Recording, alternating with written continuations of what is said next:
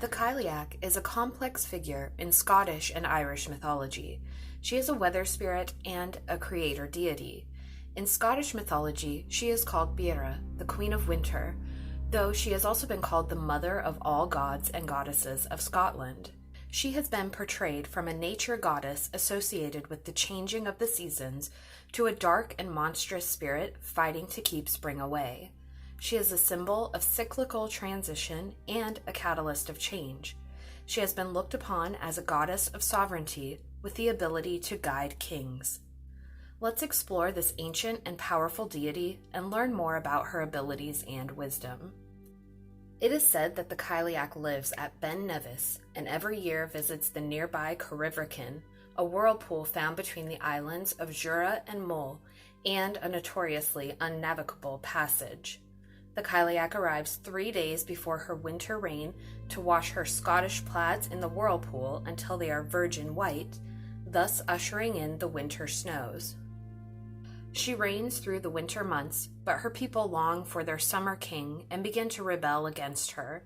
Through January and February, she brings winter storms upon her people, but her strength wanes in the final weeks of March, and she must drink from the well of youth to make herself young and fair again.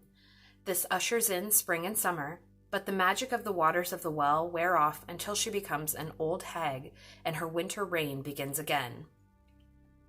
Cailleach is associated with deer and herds them to protect them from hunters.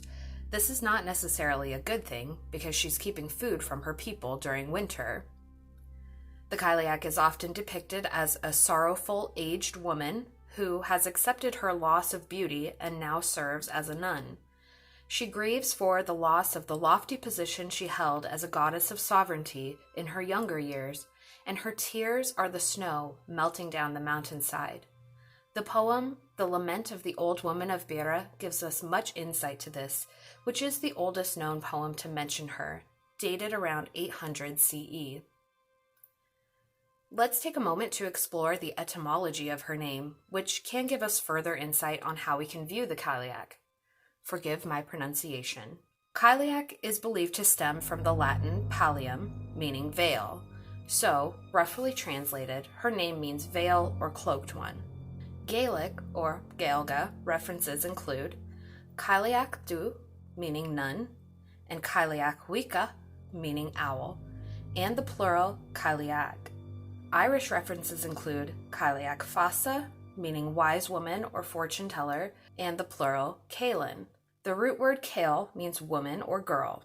The Lowland Scots use Carline or Carlin as old woman or witch. She is strongly associated with the word hag. A more obscure word that is sometimes interpreted as hag is the Irish Sheila, which has led some to speculate of a connection between the Cailleach and the stone carvings of Sheila na Gee. These ancient carvings and statues depict female figures with a displayed vulva. Though these carvings' purpose is debated over, it is speculated they were used as distractions for their enemies, as the carvings were commonly placed over battlements. Sheila is also a very interesting translation because it is close to another character associated with the Cailleach, Celia. The Cailleach is described as being fearsome to look upon, with a dark blue, dull complexion, teeth as red as rust, and only one eye which was as keen and sharp as ice and as swift as the mackerel of the ocean. Her hair was long and white, and her clothing was gray except for a dun-colored shawl wrapped around her shoulders. She wore a hat called a spotted mutch, and even the Cailleach finds herself hideous to behold. She carries a wooden staff that freezes in the ground. There are many cases of maligned characters depicted with only one eye throughout Irish mythology, and even within Arthurian lore, even Nimue. It is a means to bring one closer to the gods. We saw an example of this with the skyfolk shunning Nimue by covering one eye. Bors also calls Nimue Fey Hag when trying to take the sword, right before she cuts his hand off. Beara also has some parallels with the goddess Granny, who is a winter goddess. They are both said to protect the seeds in the ground through the winter, and both have a significant connection to Beltane, Granny being the keeper of the Beltane fires. This connects to Arthurian lore through Igraine, who was named after the goddess Grainne. We see throughout Arthurian lore a motif of the Cailleach in the form of the Loathly Lady.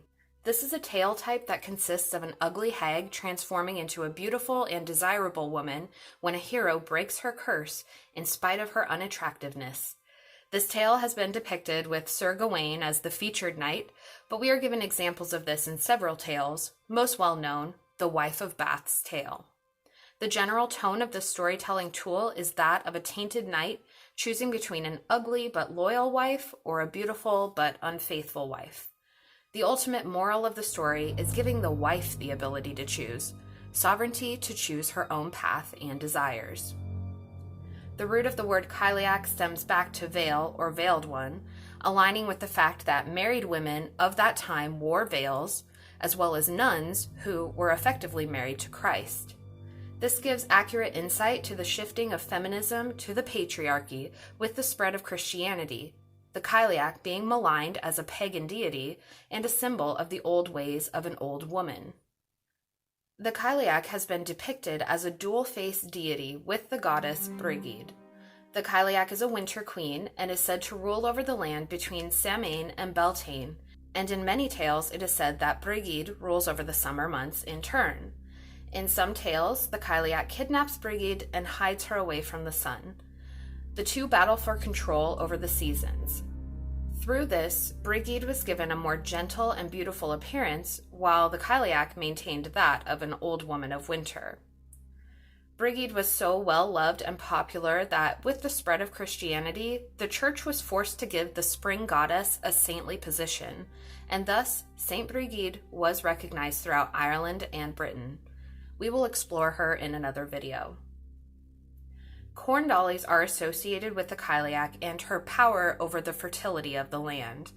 Corn dollies were made in the likeness of maidens for a good harvest and a hag for a bad harvest. Often these corn dollies were saved in the homes of farmers to bring luck and ward off a bad crop.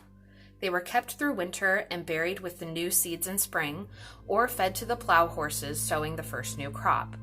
This tale comes from Scottish tradition and is part of the creation of Latha na Cailleach, the Old Wives' Day, on March 25th. A Cailleach is another term used for the final weeks of winter, as the weather of March is notoriously unpredictable. Each week of March has a term relating back to the Cailleach, with the final culminating week titled as such. The prior weeks are Fedag, Gobag, Swabag, and Gerin. These names are also used in mythology to describe, in the same order, the winds used to battle Angus after he rescues Brigid, or Brida, in this tale, from Bera. During the week of a Cailleach, the winds were the most severe, as was her final battle with Angus. Angus and Brida were called the king and queen of summer and plenty.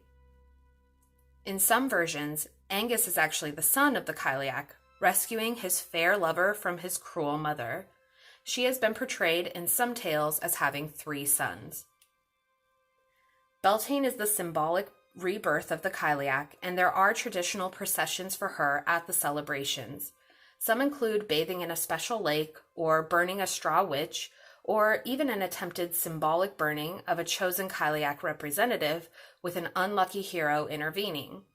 The Cailleach figure is berated by the crowd and has eggshells thrown at them, and must jump over the fire 3 times to purify themselves. In a tradition on the Isle of Man, the Cailleach processions pits her against their May Queen, whose armies participate in mock battle for the power of the harvest. As we can see, the Cailleach is a very well-known and commemorated figure in Irish and Scottish history, even to current times. Though she is associated with winter, storms, and darker times, she is called upon as a reminder that you cannot achieve greatness without conflict or struggle.